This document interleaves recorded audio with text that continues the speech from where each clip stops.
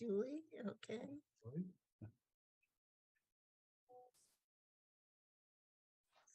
Hello, Comment time everybody. is 6:02. Let's start with tonight's finance committee meeting.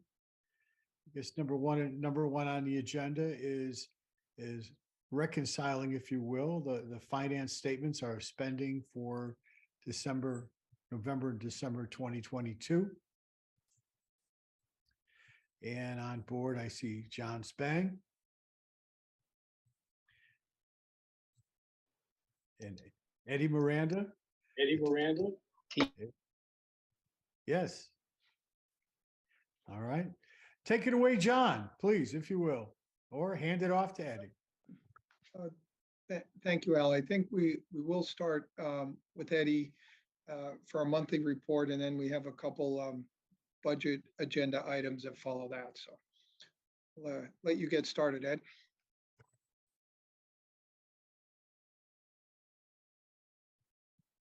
Yeah, and did I miss something? I didn't get an email with those expenditure numbers. Don't we usually get those ahead of time? Need this stuff? Are you talking about the stuff that was attached to the agenda? Was it? Okay. Then that's Yeah, we may have gotten more than one invitation. Let me just double check here, Al. okay. And I'll tell you what date I'm looking at here. This is from January 13th. It was an updated invitation and the agenda was attached with all the paperwork. Okay, that I was looking at the old other invitation. My bad.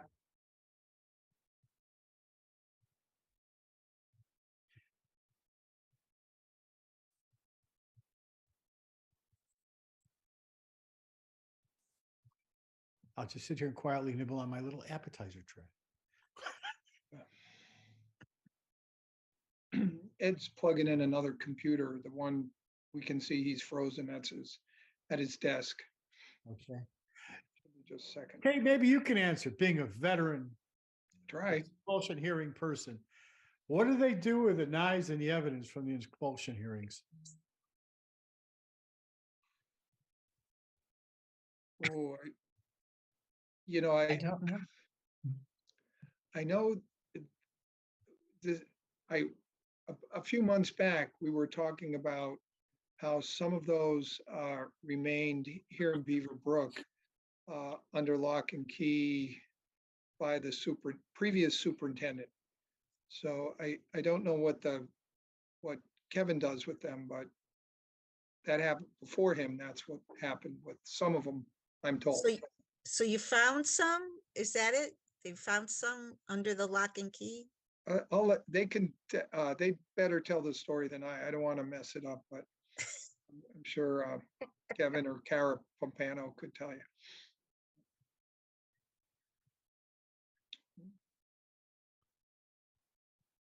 You ready, Eddie? Are you ready, Eddie? Are you a poet? And I don't know. Artist? You're a poet? I can't hear him. I can't hear Eddie. Yeah, we can't hear you. I can't even see him, so His he's working. See it fine, yeah. yeah, I think he's gonna join John, maybe.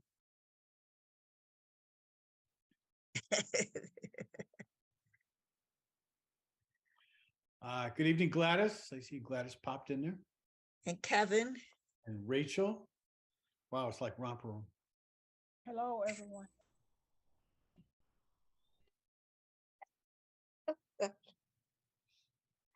Oh, God, help me.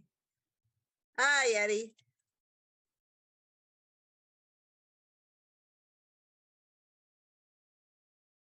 Oh, we don't, you gotta put the mic on. Put the sound on. Your sound is off. Oh, I said I tested it before, and now my computer's frozen, and then I use my laptop. I could see you guys, but you can't hear me. So Yeah. let me be. Oh, perfect.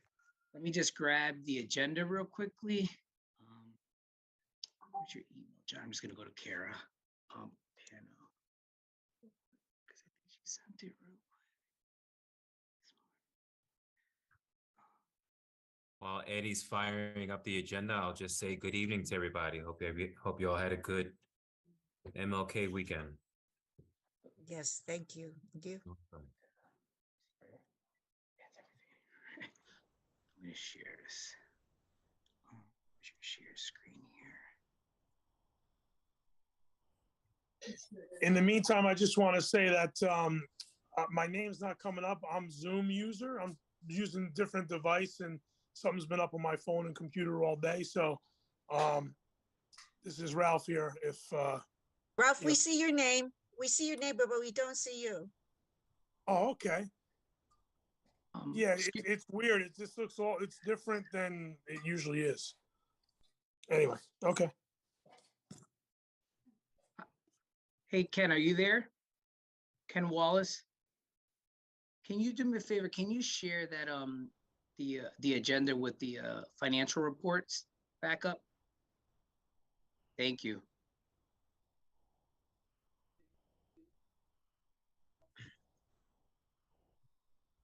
Thank you, Ken. Is everybody able to see that clearly? Do you want me to zoom in a little, or Ken, can you zoom in about 125?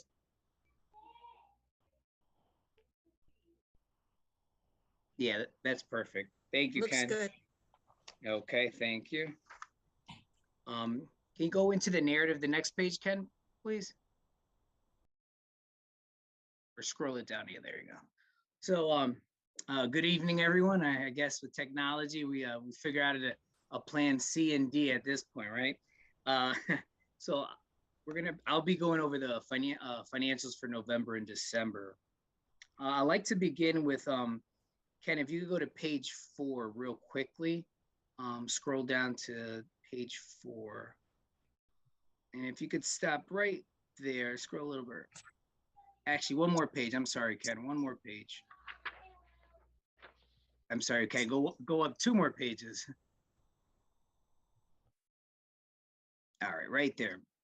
So if you guys can look at that line, that tutor special ed line right there, if you guys noticed that, that is the tutor / paras line that we had mentioned last week. John did a good job mentioning at the board meeting of the $1.3 million that we're seeing in vacancies savings currently. We do plan on doing certain things with that. Part of it is we would like to request through the board a transfer to purchase some computers and printers this year. So that's something that we will be presenting to the board at the end of this month, early next month, regarding that vacancies of the the savings of 1.3. That's where that money would be coming out of, that 1.3. Ken, if you could go back to the narrative quickly, please. As you know, across the nation, we're seeing these labor shortage, especially in positions, as we mentioned, paras and tutors, which has created the 80+ vacancies currently as of today. 46 of those are paras and tutors. We continue to do on recruitments. As I mentioned just a few minutes ago, we plan on bringing to the board and requesting a transfer to pre-buy some student computers and replacing printer equipment for the school, for the central office throughout the district. As we're all aware, inflation is here. It continues. The consumer price index right now is 7.1. Pretty sure that'll go up. Later on this evening, John will discuss about energy and utilities costs, transportation, things that we're seeing that are going up. Good thing is right now we've had a really mild winter, so we're fingers crossed that we can hopefully get some savings there in that area. If you can, are there any questions before I start going into the general fund details? Teresa? The paraeducator, is that in connection with what was in the paper? Winning the lawsuit? No, this is the unfilled position. That is something separately. But that's not the same position that they were granted No, those are benefits? those are the tutor positions, Teresa. Okay, not our sorry. paraprofessionals. Mhm. It is the same negotiated contract, however, they're in that bargaining unit, but it's not the same as a position. Thank you. You're welcome. You're welcome. Any other questions before I go into the financial details?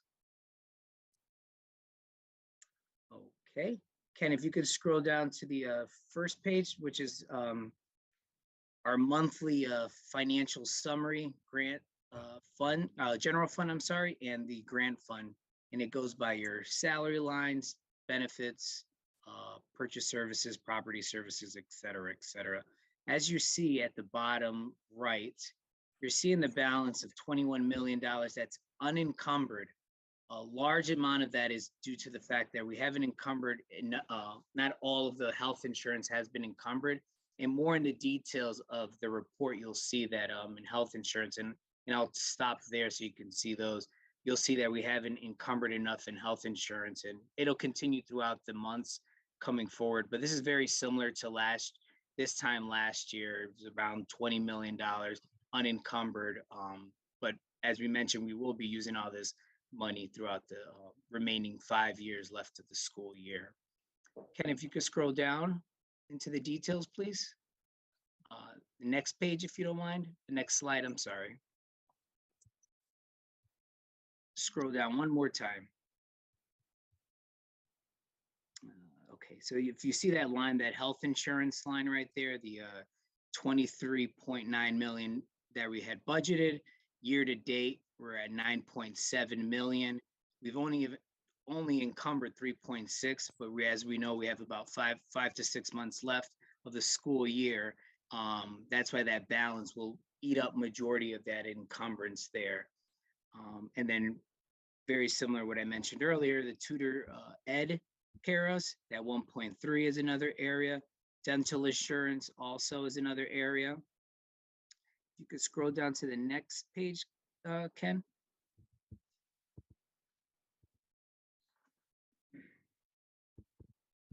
As you notice in the transportation special ed, those bills haven't all been paid or come in yet invoice. So that 1.8 will be clearly taken up from the once we receive the invoices and they're paid out. And scroll down one more time, Ken, thank you. And then if you go to the bottom, that's where we're seeing that $21 million encumbered, as I mentioned earlier. But as you can see that a lot of it will be eaten up. I don't want to use the word eaten up, but a lot of it will be taken up from the health insurance, transportation, the vacancies we currently have that we will be requesting later on this month, early next month, on pre-buying of purchases. Any questions here before I jump into the grants?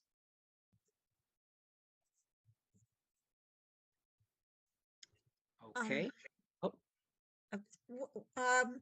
In connection with the pre-buying of the purchases, do you have you created a schedule? Is it by, if by school? Is there some sort of schedule that you can share? I don't have that right here right now. I know our director of IT and our department is working on buying these items and a list of items and where they will be sent to. If you want to get a list of that, we can come back and get you a list of where those items will be heading to. Yeah, we just some sort of chart indicating their age and date of purchase and proposed ending or swapping out schedule. I just like to see the schedule going forward. Okay. Thank you. You're welcome. Ken, if you can. May I ask Yeah, a quick question now? Yeah, unencumbered balance, unencumbered 21 million. I can understand that we would have anticipated spending, but we budgeted this. But it's unencumbered, which means it wasn't spent or it was put in and over budgeted. Can Could you explain that a little bit? We just haven't encumbered it in the line that I mentioned earlier in health insurance. We didn't encumber it enough. And that's just throughout the year. We encumbered every month or so. We just haven't caught up to this point. What we plan on doing is we'll encumber the remaining amount coming the following month. Very similar to what we did last year. Thank you. Al, I have a quick question, please. Hey, sure, go. Eddie, thanks for this information and for the explanation. I just want to check in with you. It looks like we have year to date spent 51 million out of the total budget of 141. That's about 36%, a little bit more. Does that line up with where we were last year? Last year we were in I think it was about 42, 43%. Kate, the reason for the lower this year is because of, as I mentioned earlier, the vacancies. Those vacancies of 80 vacancies that we identified as John and I were doing the budget for the new coming year. That's why it's less this time versus last year. Thank you very much, Eddie. I can see how personnel is a substantial portion of the way that we operate here in our schools. So appreciate that explanation. You're welcome. Any other questions before I move forward? Okay, Ken, if you could scroll to the next slide. The next 2 pages are our grants. Got a few little notes here for everyone. Our big ones that, and we've been talking about it for a while now, especially last week, we talked about, the ESSER 2. If you look into ESSER 2 right there, number 29, the $3.9 million, which includes many other stuff that initiatives that need to get done. I know Dr. Casimiro, Superintendent Wilson, and John have mentioned different things and sitting with the committee. So this is something, as you can see, that there is money available, but this money is already accounted for a lot of the program incentives and things like that that need to be done. So that's one area you can see there. And then the next one is your ESSER 3, your big one right there, that $11.4 million, which we've been discussing for some time now. And as we go into more and we talk on Thursday regarding the budget workshops, we'll get into more of the ESSERs 2 and 3s and identify, how many FTEs are in those areas and what's being done there. Eddie, can you just remind us, when does the ESSER 3 fund sunset? That ends September 30th, 2024. Thank you so much. Well, it's June 30th, 2024. We have to expend all the money, invoicing by September 30th, 2024. Thank you. Yep, you're welcome. Are there any questions on the grants?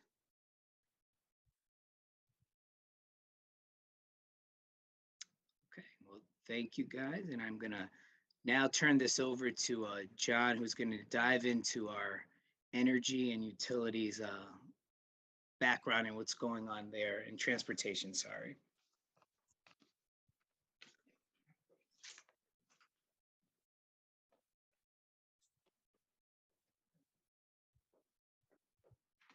And you guys need to talk to Ken about how you want him to move in terms of presentation. Ken, I sent very recently 3 documents, and there's one that's called Q&A. Would you put that one up? That's it. What I'd like to do as we go through the budget cycle, meaning our series of meetings, is answer the questions that come up in the previous meeting as best we can. And then, for example, if there's questions tonight that come up, we'll try and have answers for you on Thursday night and questions Thursday the following. So I've put together a memorandum that I think captures all the questions that were asked at our last Finance Committee meeting. The first one, I believe, came from Al, where he pointed out the difference in our numbers. For salaries, we had 2 different numbers, and we found a mistake when we look carefully, and that was corrected the other night when we presented the budget to the full board. We also had discussions about line item budgets. You received that the other day. There are three, the line item book that I gave you actually has three separate, I'll call them sorts.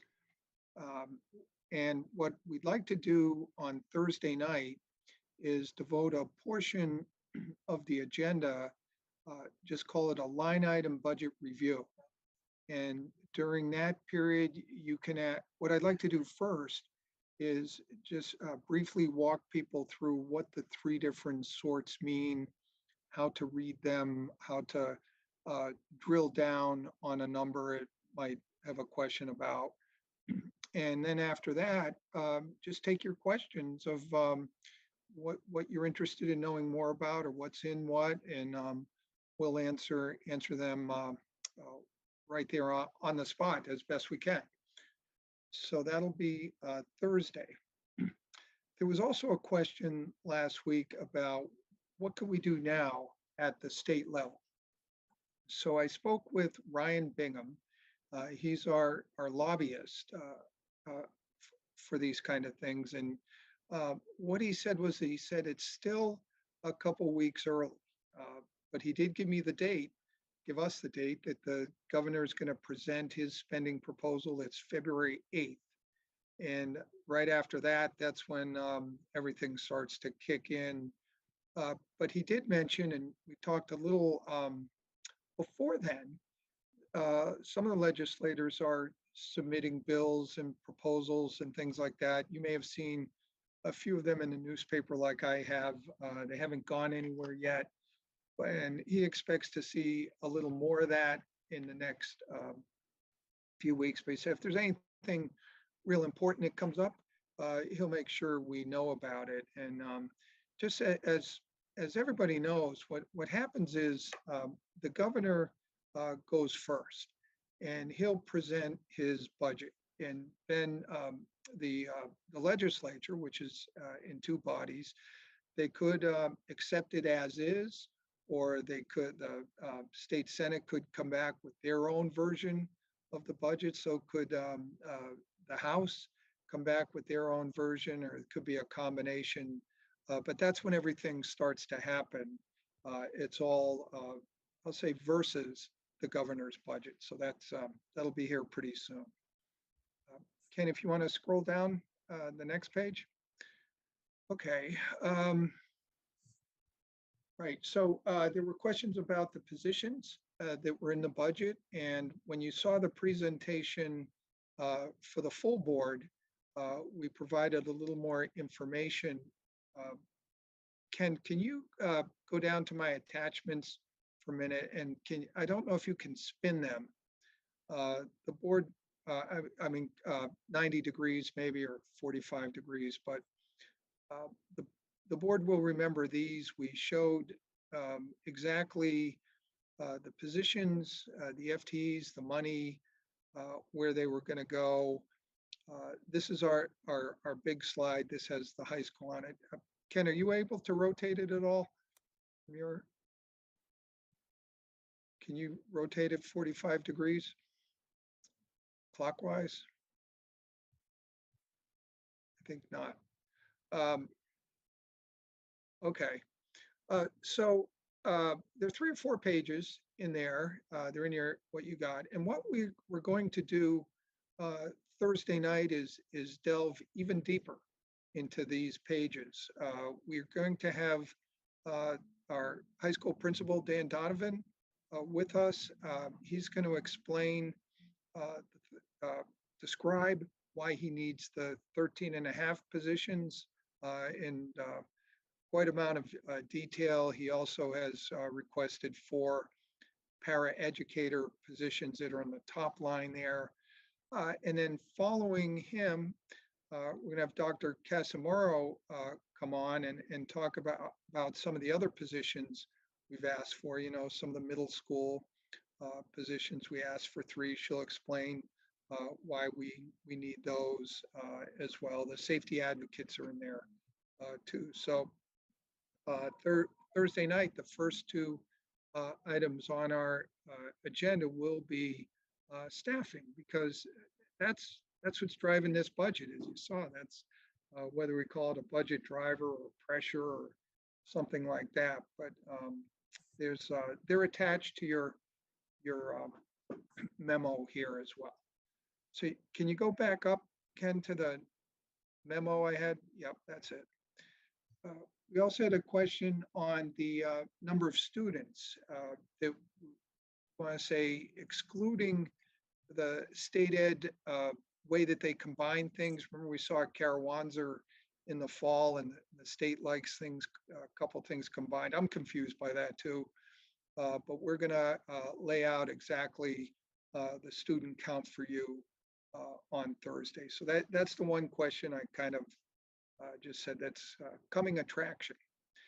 And then finally, there's a question, I think it was Kate asked about the ESSER II COVID relief grants. This right here, you can see is from the original application we made to the state. These are the positions we put in it. This information comes over from our HR department. And when you add up the salaries for next year, it's a little over $2 million. That's why one of the line items in our budget for next year is, if you remember, it's 4.5 million. We'll talk about that. But 2 million is carrying forward these ESSER positions. You can see how important they are.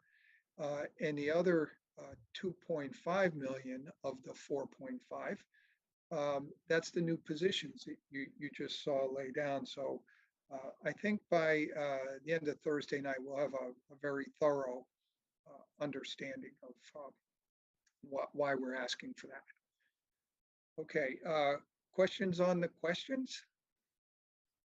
Do you like this way of doing it, where we come back and say, here's how we answered it? And, okay, we'll Yes, John, can I ask, Sure. is this something that you could send us physical, like a copy of, an email Oh, copy sure. of? I'm particularly my- interested, obviously, in that ESSER2 list, so. Yeah, my mistake. I thought we were meeting in person today. I had everything ready to hand out. I'm usually the Oh, last but one to I thought know. I missed it. I thought I No, missed it. So no, I'm going crazy.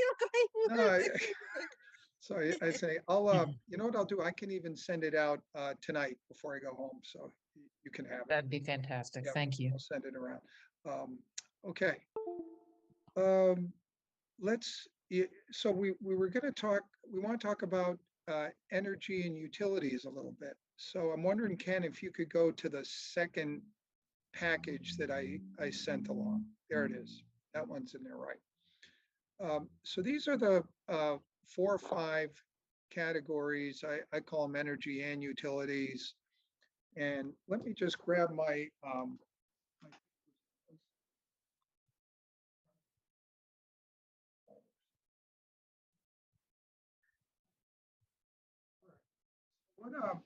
if you could indulge me, what I'd like to do is do the heating oil last and go down the list. I'd like to talk about natural gas first.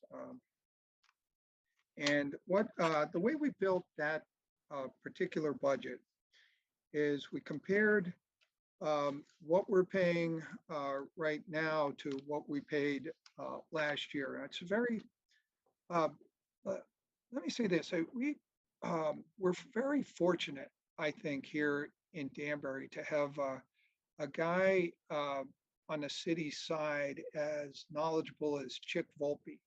I don't know how many of you know him. He's very, very skilled, particularly when it comes to energy and things like that. He saves the taxpayers a lot of money. And as I've gotten to know him, he's very impressive. He's been very open and providing guidance, and I trust everything he says after listening to how he thinks.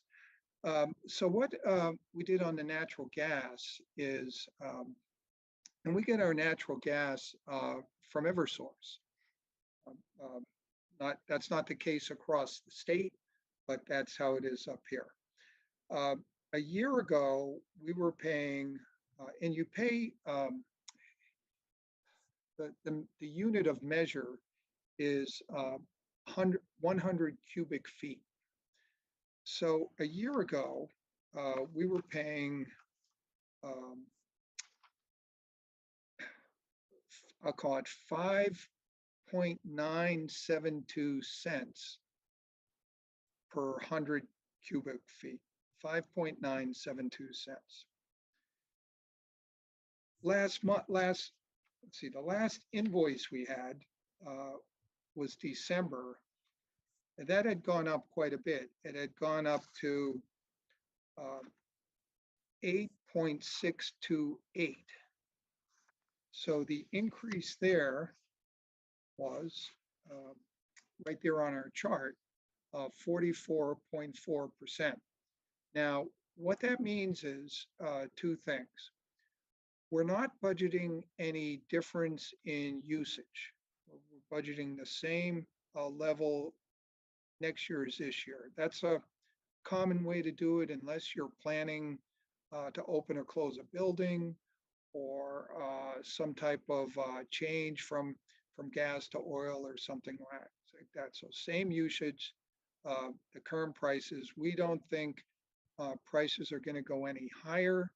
In fact, they've come down just a hair lately. The market is very, very difficult to predict these days. So we're looking for a 44% increase over last year's budget, but nothing more than that. And you can see right there in the numbers, that's a big increase. Okay. The electricity, go to that. We did the same kind of approach, but it's a little trickier. Chick, to his credit, and by the way, we do a lot of cooperative purchasing with them. Chick locked in our, well, let me go back. Electricity comes really in two parts. You have your supply part and your delivery part. The supply part are things that you can bid yourself. You can find other providers of that. I know some of us as homeowners were frequently asked, do we want to buy our electricity from someone else? You can do that since deregulation came on the scene. But what Chick has done is he has locked in our electric rates on most of our accounts at a rate of 7.86 cents per kilowatt hour. But the good thing about that is it's locked in until December of 2024. So if there, these increases that we're fearful of, that we hear about on the supply side, he's protected us. And I think at a pretty low rate. He's had this in for a little while. So the spikes that the rest of us are seeing this month as homeowners, the city of Danbury is going to avoid those. So I hope he gets some credit for that. But the delivery charge, that can go up. That's something I'm very worried about. The Eversource is, they're pretty good at what they do. On a typical bill of ours, it's about 50-50. The supply charge is about half the bill, and the delivery charge is about half the bill. So we've protected half of it, but the other half is inched up. And if it's, when you look at your electric bill, there's 8 or 9, 10 different components of that under the delivery charge. I won't go through what they all are, but they're a very easy way for Eversource to get increases and to bring in new things. This year alone, our delivery cost is up 13%. Now, remember, that's only half of the total cost. But we think it will also go up.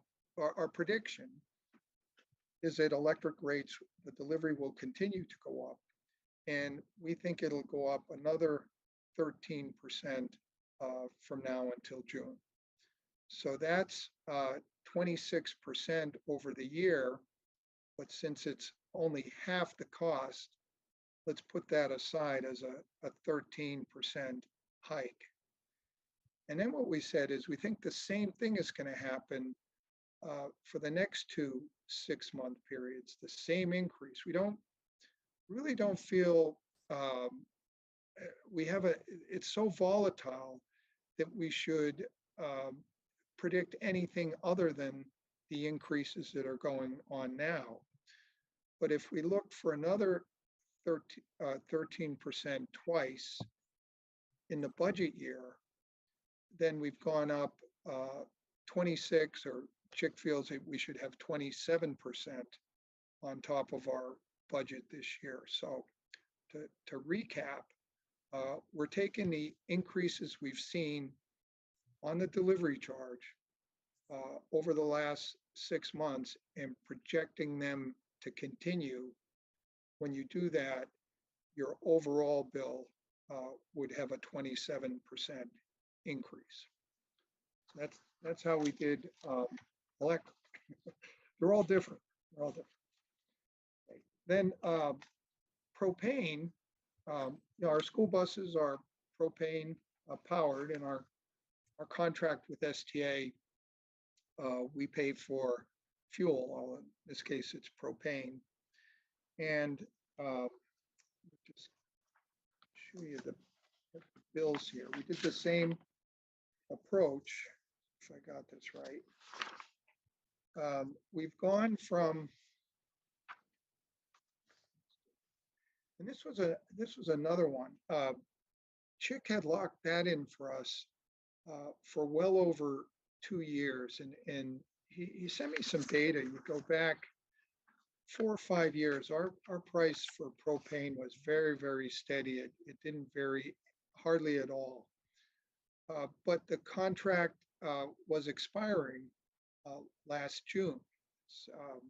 Contract, and by last June, when it expired, our prices were much, much higher.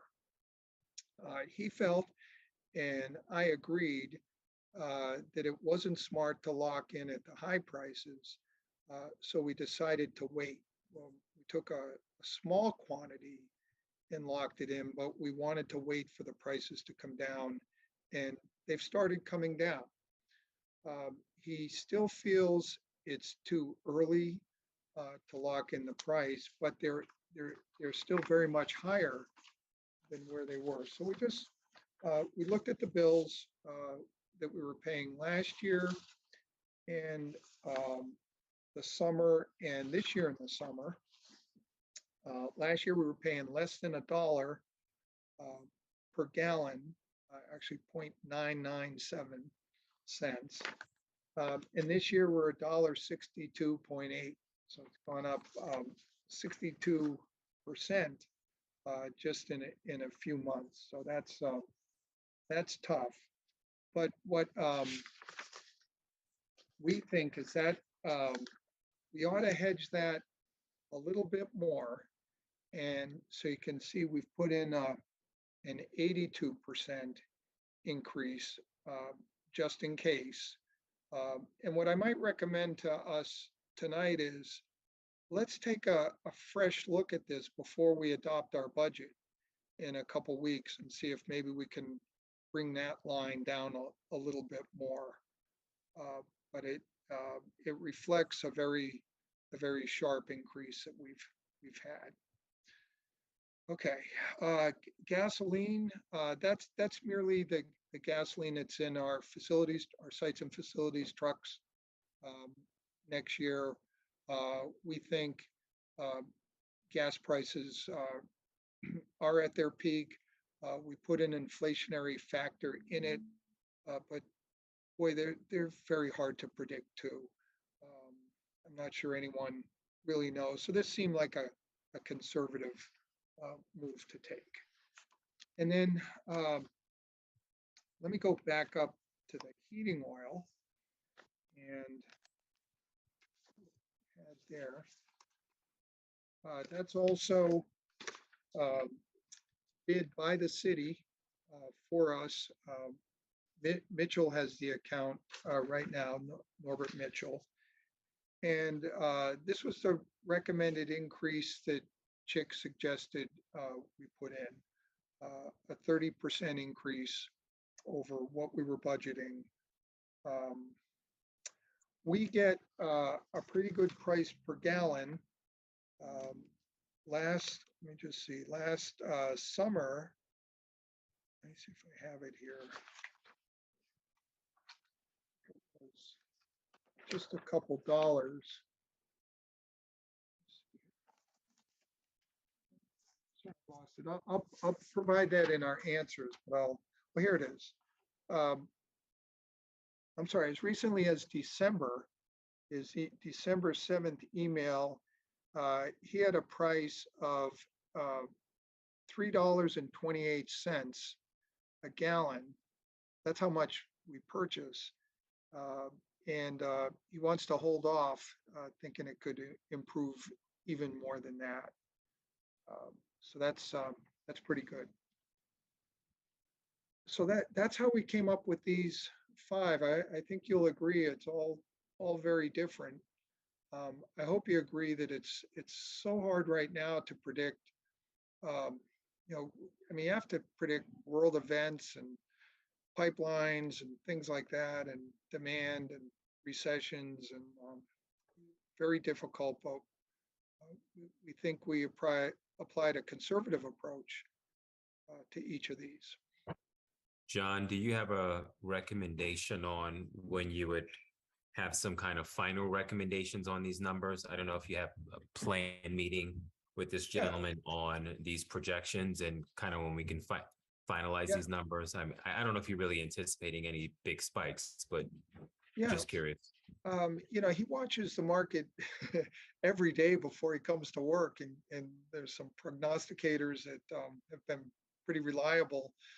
We could do it a couple days before we adopt a budget. I would think it wouldn't take long, and we can quickly change the price if it's favorable or like that. So that would be my suggestion, a couple days before we adopt. Thanks, John. Yeah. Okay. All right. Transportation. Next, school buses. Okay. All right. There's a couple sheets here, and let's just start with the one that's there. And so this is what you saw the other night. Now, so they're not that hard to do this year because it will be the 3rd year of our extension with STA. So we have the prices. So that part's easy. And next year they'll be going up 3.5%. So, and what the state likes us to do when we do our reporting at the end of the year, they want to see what we do divided into 3 areas: public school transportation, non-public school transportation, and special ed. The non-publics, very quickly, the law requires us to provide the same level of service to bus service to non-public schools as we do to public schools, which means if you have to live more than a mile from the high school to get bus service to the high school, we'd have to apply the same criteria to Immaculate High School. We couldn't make the non-public school students walk more or make their runs any longer. You have to do the same thing. And the way it works is if the non-public school, be a private school or a parochial school, if they have more than 50% of their students residents of Connecticut, then the following year, the city or board has to provide transportation. And sometimes border communities like ourselves, the schools will have a number of kids from Westchester, or maybe Putnam, I'm not sure. So they have to file with the state once a year their enrollments, and we look at them and that decides. But so we'll get to that in a second. The public school budget line, that by far is our biggest one. That's 6.5 million. And the reason that's not going up 3.5% is really an accounting adjustment. In previous years, and I'm going to show you an offset in a minute, we also have to budget kids who decide to go to Abbott Tech, or kids that go to the VOAG program currently at Chapag. But what we had been doing up until last year was showing the budget for the Abbott Tech kids in the high school budget, location 10. So next year it won't be there, but we've moved the money for Abbott Tech into here because the way it works in the morning, they're really not separate buses. We may have a separate runs, maybe for Abbott Tech, but or even for Chapag. When those buses are done, they come back. Then they might do a middle school, then do an elementary school, and we're paying one price per day per bus. And what our transportation coordinator Kelly Watson does is she'll, do whatever's most efficient depending where the bus is and where the next kids live and school start and all that kind of stuff. So it's really all the same. And I think it was a throwback to years before that it was shown separately. I think, Ken, if you just scroll down to the 4th page for a second, I think I included it. Is there one more? Is there one more page? No. I'll put, I'm sorry, I put that in the email. What I'm going to show you is the line item budget Thank you. that you Yeah. have. It's actually, if you want to write it down, it's on page 34. That's a page in the high school budget. And you'll see last year, it was 350,000. I think that was too much based on the configuration and the network of routes. But you'll see 0 on that line for next year. I call it an offset, but it's up in this line right here. So that's what that is. Then going down the non-public, I said we're predicting the same level of service next year, meaning the same number of buses for them next year as we have this year, and just applying the 3.5%. Incidentally, they also get a number of early dismissals like we have. They may have themselves having exams or shortened days, so they get what we get, but no change in the level of service for next year. And then finally, special ed. And special ed has a lot of different things going on. Ken, if you can scroll down, I'll go to the special and we'll go back. This gives you an example of all the different things that go on with our kids, because the programs are, they're not as typical as you might be for regular busing. We have type 2 buses. We have 32 of those. Those are yellow. They have 16 passenger buses. We have 7 wheelchair lift vans in place. Those are also yellow.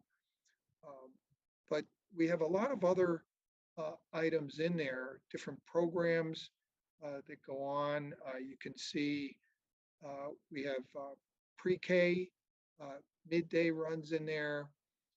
We have monitors on those on the special ed buses. We have monitors with the preschool kids when they come back and forth. And what we did last year was we reset everything, meaning we looked at exactly what we were doing and counted everything and asked different questions. So this is from last year's budget, but we took the same level of service, so to speak. And is there another sheet below that, Ken? Yeah. Here's some more of what they do. The summers, the wheelchairs, the monitors. But it's those last two items that are very, they shouldn't have surprised us, but what they are, those are the white vans you see with the sign on top says carrying school children, and off they go. We use those for out of district placements. And what we do every year in April, we put them out to bid for competitive bid. And we might have 6 or 7 or 8 different vendors come in and bid anywhere from one run. We'll say, okay, we're going to have one bus that goes up to Hartford every day to American School for the Deaf. Someone might just bid that one run, or maybe we have something that goes down to Giant Steps in Wilton, and they bid 2 runs, or some other company might bid a combination. But we did find, as we asked these bidders, we asked them to give us a price per day for 180 days, but they have to pay for the fuel. So those prices started to inch up a little. We think they're going to inch up a little more next year because the fuel prices are higher than they were last time we bid. So if you want to go, could you go back up, Ken, to the one, go up one higher. So the special ed is up, and let me just walk you through the math. If you take what we spent last year, our actual, I'm sorry, the budget, the 5,318, 5,318,000, and you were to add 3.5%, you'd come to 5,504,994. But what we have is we've had to add, since last year when we did the budget, we've had to add 3 runs. So they're not in the budget for this year. And Kelly expects 3 more out of district placements next year. So we've added 6 buses over last year's, 6 vans, I should say, over last year. I used a price of $320 a day for those 180 days. It's about $57,000. And we put in 6 of those plus an increment for the increase in fuel to bring us up to the higher number. So let me, before I finish, let me just show a couple of the pages that I had sent to you. If you scroll down, this I had put in just to give you a insight. There's a regular ed and a non-public, 83 full-size buses there for 180 days. Summer school, we had 10 buses. We have early releases, whether it's for parent conferences or just half days or snow. We have those late buses we have as well in there. And then the non-public schools, you can see we allocate 14 buses to that budget line, and they have their early releases, as I mentioned. Yeah, so I think that's what I have on transportation. I'm happy to answer any questions on that, or back on the utilities, or anything you'd like, anything the committee would like. John, a quick question about the transportation, the busing. You were, and maybe I missed something, so forgive me if I'm asking something you answered. I just didn't hear it. But you were talking about, the busing for the Danbury Public Schools and then other non-public schools. When Right. those routes are set up, do the buses go to and drop off DHS students and then drop off students at the other schools or vice versa? So is it the same bus that is being used for students at different schools, or are these independent routes? They're, my understanding is they're pretty much independent routes. I want to validate that with Kelly Watson or with the bus company tomorrow. But I'm pretty sure it's the same bus that would do 3 routes. And I do know with some of the parochial schools, we will combine routes. Like if there's 2 or 3 of those, they'll share buses, the parochial elementary schools. But I'll double check that. Thank John, you, appreciate that. John, going off script a little bit, when you mentioned summer school. Yep. I noticed in the book, last year we had like $93,000 for teachers for summer school. And the 23-24 budget, it's a 0 line item on the line. I assume you moved it, and to where? Yeah, it's funny. We were just talking about that this afternoon in cabinet. There, even though it's January, we're already making plans. There were a number of grants last year that we discovered could help pay for summer school busing. I don't want to say assuredly that it was the IDA grant. I think it's a different grant that Kelly finds she can charge summer school off to. And the same with our regular ed transportation. We think the program we offered is related to the pandemic. It's to make up for learning loss to regular ed kids. So we think that ESSER grant can certainly pay to make up learning loss for regular ed summer school. There's a lot going on in summer school. I'm not expert enough at the different components yet.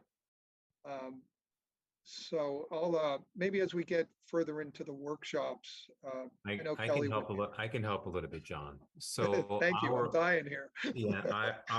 our eligible schools for at least the last 4 or 5 years, the heaviest burden in terms of budget that's financed summer school has been Title I. And so our parents do not pay for summer school in our K-5 grades.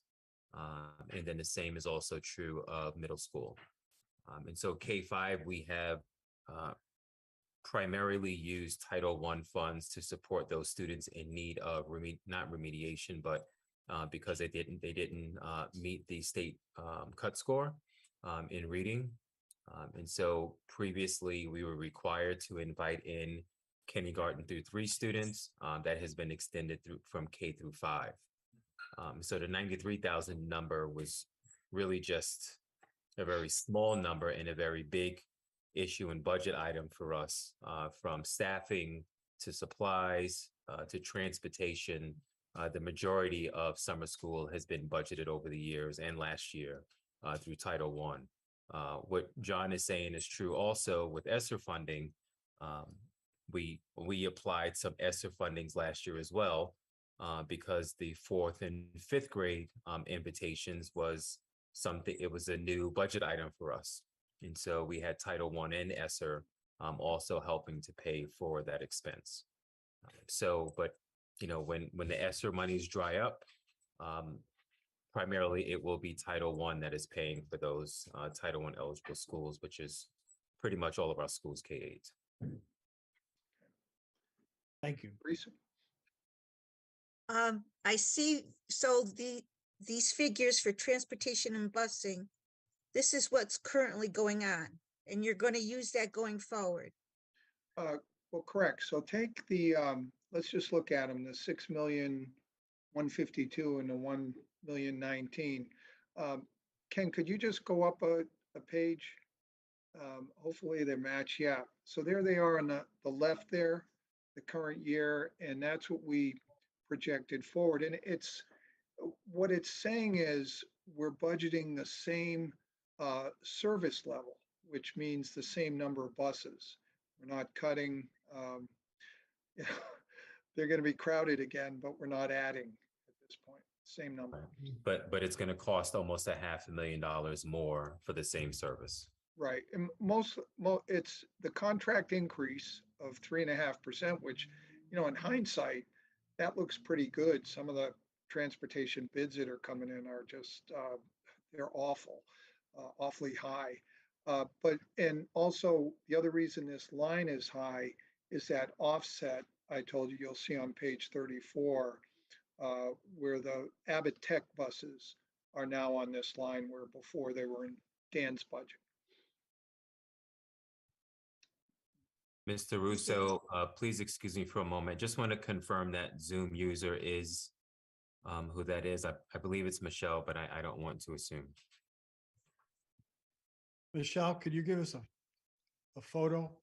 Yes, it is me. All right. All right. Great. I had said hello earlier. Yeah. Okay. All right. So we're all set. Thank you. Thank you. Okay. So Al, again, what we'd like to do Thursday night is continue with diving into lines, particularly the salary lines, the new positions, maybe the ESSER a little bit here from the high school. And then we'll also do some of the other areas of the budget. If there's, you know, something in particular, you could mention it, or we could maybe talk about the ones that we think are changing or so from this year. And because we'll have another session even after Thursday. I think maybe we have two more after that. So that sounds like a plan to you. Well done, sir. Well done. Okay. All right. And if I may be a little bit bold, if you do have some questions already on the line items and you want to send them in to Eddie and I, we'll have the answers ready. It might make things go faster Thursday night, but you don't have to. We're going to come in trying to answer anything that gets asked that evening. But if there are some, maybe we could get started on them. Thank you. Thank you, John. It seems like what I've noticed so far is a lot of items have moved to other places. Mhm. Like we discussed counselors. Yep. You know, now, you know, how can you have 3 counselors? I mean, and it turns out you have moved them to other line items. And Yeah. Are you You talking know, about the new positions that we requested, Mr. Russo? well, there was one line item. Existing, no, it's the existing ones. We had a line I see. right at the beginning. I think, Al, I don't have a general answer for that would apply to all or even most of those without looking at them individually. Okay. And we had just discussed this earlier in the day, and I just, you know, Oh, I see. and Okay. Yeah. it's a general propensity with, I suspect with other line items that I did Yeah. not understand when I went through this. So, Yeah, I would add, we're trying to give gradually to give the principals more decision-making with their allotment. And what that means is you may have a principal that one year decides that, you know, they need to replace more library books than they normally would for whatever reason, and he devotes a larger share to that. But the next year, the library is in good shape. Maybe he wants to do something In the kindergarten classrooms for the kindergarten teachers, it's a little different. So the fact that the principal's budget is different from one year to the next, I'd be surprised if they were the same each year. Well, my surprise We'll was see. one of the principals put a budget in for supplies that was up 300%. And but I'm assuming that you've looked at this and we can discuss this today, Thursday or another time. I just found some, again, Mhm. items moved possibly to other places and right, 3 counselors, but, Yep, I understand. okay, thank you. Okay. Any other questions, folks? Kate? Teresa? John, I just want to say that I really appreciate the work that you're trying to do on behalf of the district for, Thank fuel cost savings. I think that's something that's near and dear to everybody's heart right now. And watching those Eversource numbers add up so quickly. So the thoughtfulness you're putting into that, I really appreciate. Thank you. Chick is great to work. I like calling him. Yeah. I asked him yesterday, because he locked in our electricity like he did. I mean, who would have thought that was coming? I said to him, geez, you did nice savings again. I said, do you have any football scores you can predict for me? I also he's think very good. highly of Chick Volpe. Yeah, Years ago, we used to meet at Expect Discount at 8 o'clock on a Saturday morning, discuss our shopping strategies and swap coupons. I mean, the man is all in. yeah. You said it better than I could. Thank you, Al. Any other questions? Al, I Um, just fine. wanted to make a comment real quick. Just I wanted to say thank you, Al and Kate and everybody. You guys are doing a great job on the finance committee. And John, thank you for answering the questions as best as you can. And on Thursday, I'd love to get in more detail, but just had a quick question. Did we get confirmation? I know the invite was sent out to council members and the mayor. Kevin, did we get confirmation? Is any other council members attending?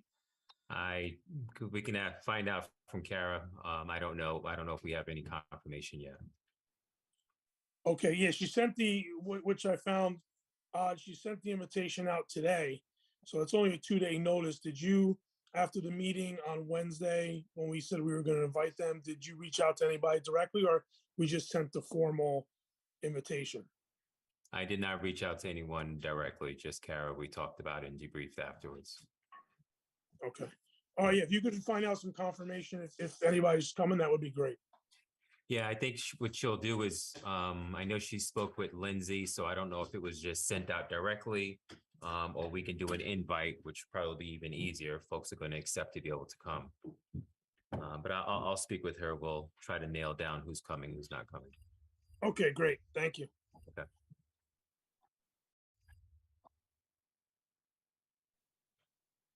And not to be redundant, but well, I guess I'm going to be redundant.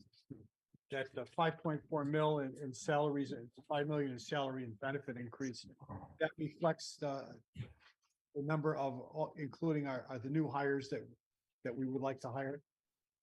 Yeah, no, that's just the existing staff. I think we called it budgeted positions. Because that line, we took all the people that were Right, I working took it here. right from here. It just said, okay. Right, December 6th. But then we put in all the vacant positions we have. We're trying to fill them and expect to fill them. That the line the other line is the new positions we're requesting. I just felt if we isolated that, it would be very easy to say, how much are we asking for? Who are they? And then we can bring in the explanations on Thursday. Right. The salaries and benefits line, Mr. Russo, that on that paper you just displayed is just contractual obligations to move up the line for next year. You know, we have 2,000 employees in this district, and that's the cost of doing business. So, you know, we have negotiated contracts that we have to honor. And that's why you're seeing that $5 million number. That is before we add new staff to the system. Right. And I do see your your total number is below the rate of inflation, sir. Mhm. Again, well done. Okay. Questions? Any other questions? Teresa? Back about those, the story in the paper about those tutors are eligible for benefits. Will that increase our line for next year? Yeah, that's still being explored, Teresa. I'll ask John to jump in here in a second.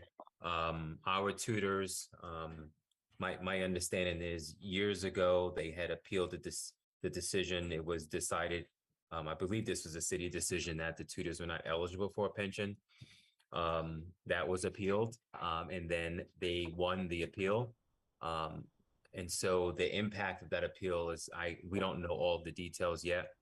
We have folks from our office going over to the city to better understand what this means in terms of impact. We don't know if this is, a 1 year deal, and we just have to address and make sure tutors in our pension, it's now moving forward. If this is retroactive, but we have to go back 3 years, 6 years. Yeah, We yeah. don't know the specifics yet.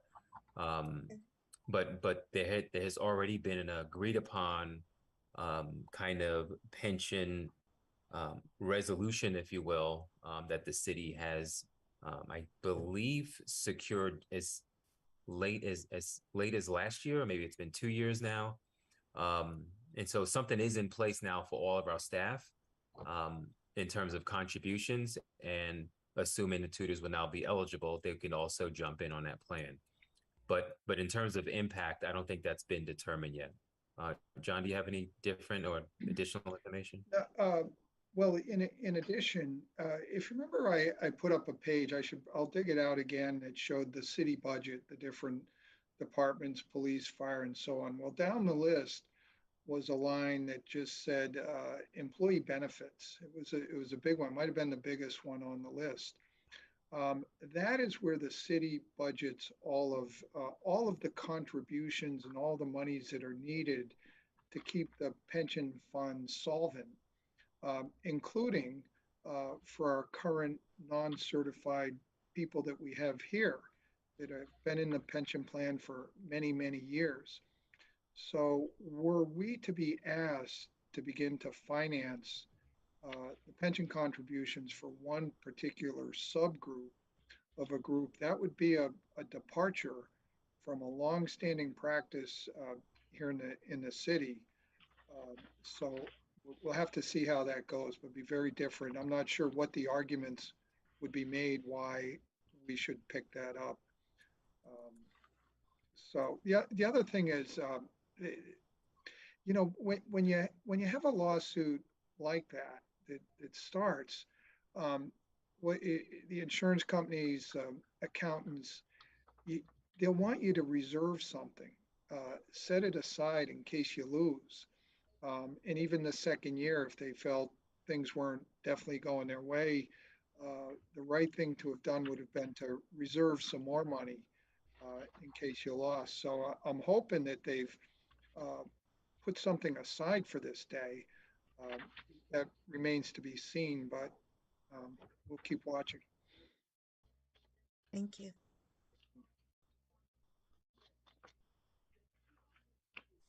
Anyone else? Mr. Spang, Eddie, Mr. Wilson, any closing remarks if all questions? So are- I will just want to add one more thing to Teresa's question. We were kind of caught by surprise by the news in the paper ourselves, and started to scramble and trying to understand what this means for us.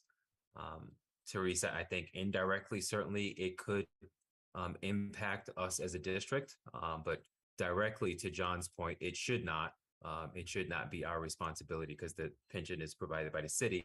However, indirectly, it could. And so obviously I hope it doesn't, because, we have our own needs in the right now, in terms of serving kids and children and families of Danbury. But we will know some more specifics, I think, in the coming weeks for sure, particularly since we have a meeting, I believe, scheduled next week with Thank you. folks in Corporation Council. No problem. You're welcome. So, Mr. Russo, looking forward to seeing everyone on Thursday to dig in a little deeper on during our workshop. And I'm confident we'll be able to answer the many questions that might need to be answered that night so we can continue to move forward with the proposed budget. We look forward to being there, Mr. Wilson. Thank you, sir. Thank you. Look at John's smile. All right. Any other questions? Final remarks? I'll entertain a motion, Teresa, that we adjourn the meeting. A motion to adjourn? Second, Done. All in favor? Aye, aye. Aye. Ladies and gentlemen, thank you very much for your time, your attendance, and all the questions that we brought forward tonight. And I look forward to seeing everyone again on Thursday. Well, I look forward to seeing everyone